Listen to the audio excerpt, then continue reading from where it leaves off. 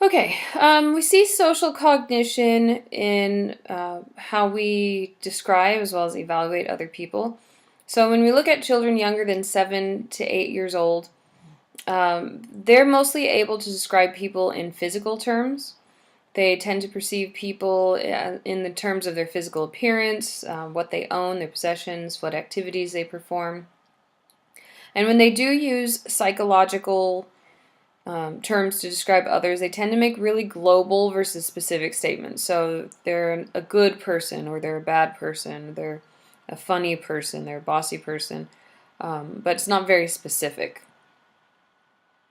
At this age, they're also beginning to understand that these traits are long-term, that they continue, that they're enduring, both in themselves and others. As they reach 11, 12 years old, they really make more use of personality traits to explain why people behave the way they do. They become much more psychologically minded. So, Joe did what he did because he's mean. Adolescents are much more advanced. They understand that personality is much more psychological. They understand that people have unique personalities, that they're different than other people. They really begin to incorporate not just personality traits, but also the way people feel, what their values are, what their beliefs are. And they're able to analyze how diverse people are, as well as, and not diverse between like different types of people, but diverse within themselves. So one person can be funny and they can be boring. They can be good and they can be bad. Remember, we're getting into the formal operational thinking, which allows for abstract thoughts and understanding inconsistencies. And so they can see how these diverse and often inconsistent traits begin to fit together.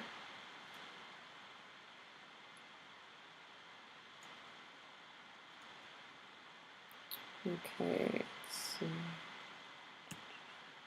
All right, so next section we're going to be talking about how do perception and role-taking skills develop? Why are they important? How do they change over the lifespan?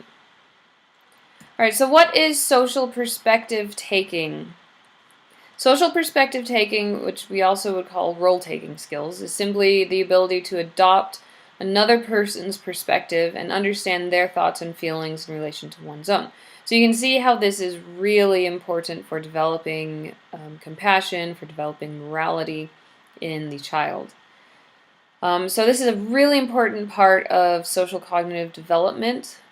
Children outgrow their egocentrism. They begin to have the ability to adopt the way other people feel, to be able to travel in that person's shoes. And we generally, or researchers, contribute the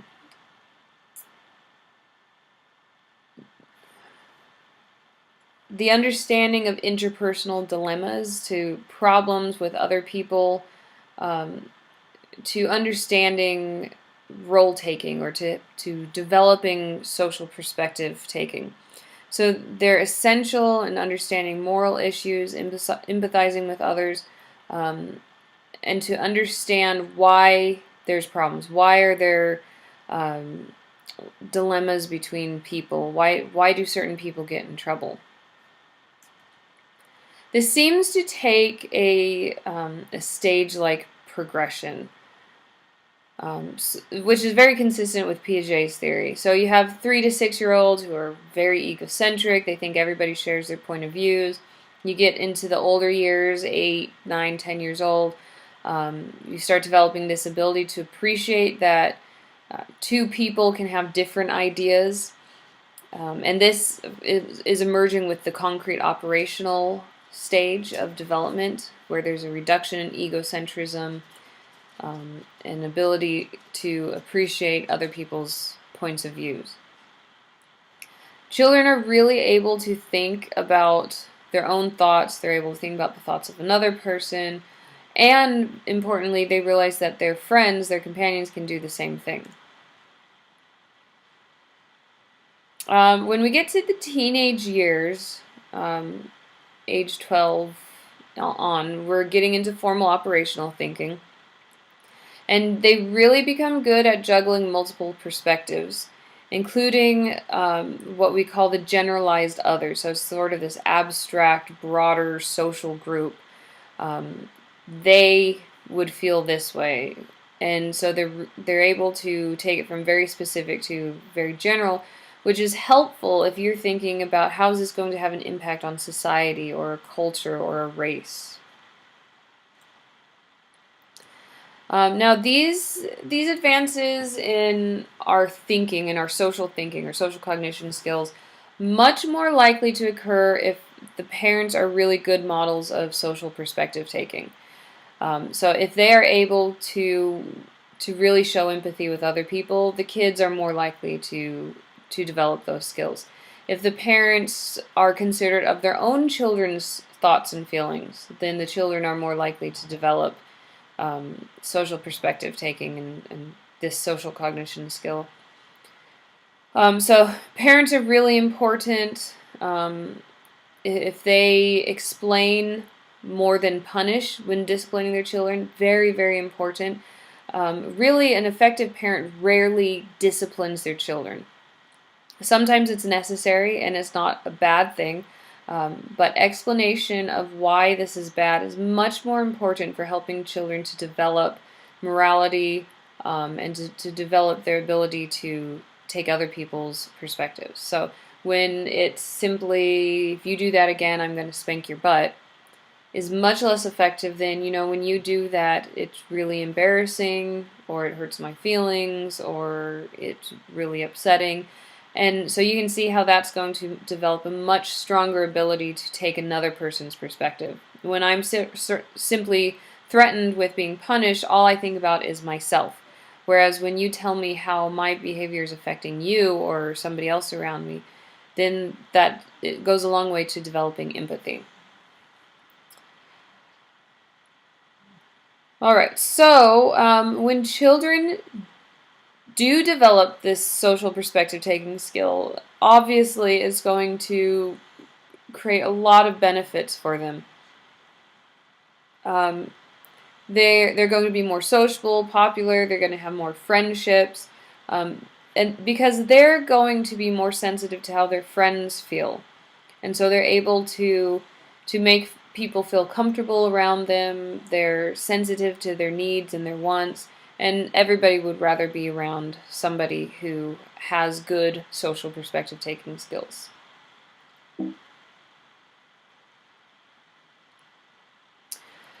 When we get to adulthood, these skills often continue to improve. Now, that's not necessarily guaranteed, but it is often the case. And generally, we find that there are both gains and losses in their social cognition. So adults are much better able to integrate multiple perspectives as well as discrepant perspectives. For example, seeing both sides of an issue. If we talked about abortion, can you see why I'm pro-life or why I'm pro-choice, despite what your personal standing is on the issue? Okay, that's especially the case in middle age. Okay, so as we go from young adulthood to middle age, we get much better at being able to see and take both sides of an issue. When we get into the elderly years, like what always happens, there's some decline. But older adults also get much better at being able to detect things such as whether somebody's being honest. And this is attributed to that they have so much experience in the real world that they get very good at understanding what other people's motivations are, what they're thinking, feeling, etc. The losses that we do see may be a result of declines in their basic cognitive functioning, so their working memory, their processing speed. That can affect social cognitive performance. But like we talked about in the intelligence chapter, not all adults older adults are declining in their intelligence, and they're not declining in all areas. So as a general rule, we say, yes, there's some decline, but when you look at people individually, some elderly adults are just getting better and better at this, some are staying the same, and a few are declining and getting worse. For the most part, their social cognitive abilities are holding up in later life, and they're doing really, really well. The area of the brain associated with these skills ages really slowly, deteriorates really slowly, and so elderly adults are very able to continue with their relationship skills. And they also develop shortcuts. Let me see if I have a slide on this. Okay, I do. So again, social skills, social cognitive skills can be very well maintained in later life, particularly if they maintain their relationships. Middle-aged and elderly adults are much more adept than younger people at reading a person's behavior, deciding whether they're lying or whether they're telling the truth or how intelligent they are. And they're much better at many, many different types of social cognitive tasks because of their experience. Some areas, like I said, areas of the brain that handle social cognition and emotional understanding age much slower, so you see a lot less sort of falling apart of the brain in these areas. They also really tend to come up with good rules of thumb about how to understand people. And many times these rules really help them to do well. So if a person looks a certain way, they assume that they're a certain type of person. If they're doing certain activities, they're a different type of person. Very Sherlock Holmes-ish if you've ever read his books. He's really able to say the balance of probabilities with this certain look or the certain characteristic about a person says that they are such and such. And that's really what the elderly people do, and it generally works well, although it can result in some problems with stereotyping, etc. And also their skills may be holding up well because they deal with real life. They're constantly using these skills, and like the saying, you either use it or you lose it. The older you get, generally the more you're interacting with people in real life. Now, it's possible that with the use of social media and internet and how we aren't actually interacting with people, that the younger generations are going to perform much more poorly with social cognitive skills than the older generations because they're not actually using social cognitive skills very much on the internet. I think I mentioned that the older adults who do the best are the ones who remain socially active, and obviously if you're isolated, like the internet, isolated, inactive, you're going to do worse with your social skills. Oh, of course, I do have a slide on this. Okay, so the most important research finding in development in adulthood is that older adults differ greatly in their social cognitive abilities because those who do the best are socially active and involved in meaningful social roles. So you're a spouse, a grandparent, church member, worker of some variety, where those who are isolated or inactive can become rusty.